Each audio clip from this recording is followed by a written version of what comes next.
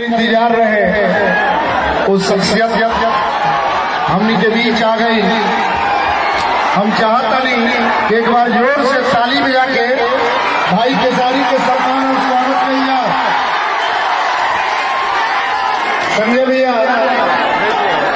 संजय भैया मैं चाहता हूं कि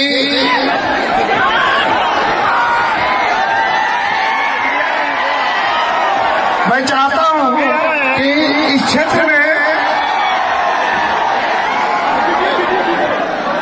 एक मिनट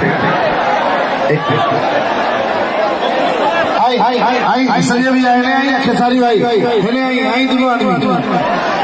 मैं बता दूं कि रोहतास जिले में पहली बार खेसारी का आगमन हुआ, इसका सारा श्रेय हमारे संजय भाई को जाता है।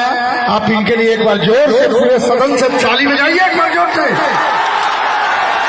और मैं चाहता हूँ कि आपको बुलाऊं, उसके पहले आप गुलू गुल गा रहे हैं, अभी शुरू किए हैं, गाना गाएंगे, लेकिन आप थोड़ा सा संबोधन कर दीजिए 1 मिनट में लोगों को कि आपका भाई आपके बीच आ जाए।